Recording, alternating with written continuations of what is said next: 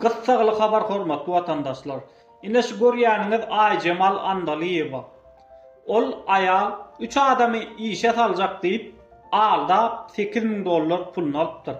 Egerde kim şol aýala pul beren bolsa, haýdan-haý Kıbrıs Türk Cumhuriyeti polisiýasyna ýüz tutsun. Çünki 6 gün soňra göýberilmek mümkin. Görşüňiz ýaly bu habary Kıbrıs Postasy gazetinde paylaşıldı. Şu habar barada maňa bir watandaşymyz aýdyp berdi, paýş etdi. Ýöne mundan başga da kän şeýle wakalara şaýat bolup. Diňe türkmenlerimiz bir-birinden käbir Türk şirketlere kimlik oňaryp berjek diýip gaçak türkmenleriň $3-5.000 pulny alanyny gördüm. Hilegarlyk bilen bir kısan kyny oňaryp galandan aldadylar. Şol şirketiň adyny aýdyp bilemok, çünki pulny aldyranlar görüşmekden gorkýar.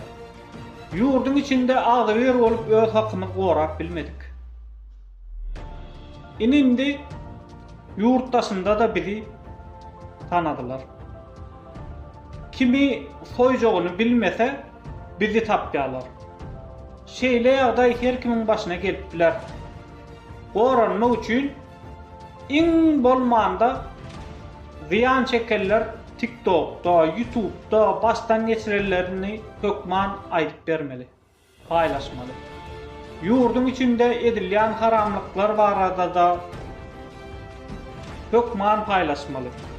Türkmenistany düzeltmeli.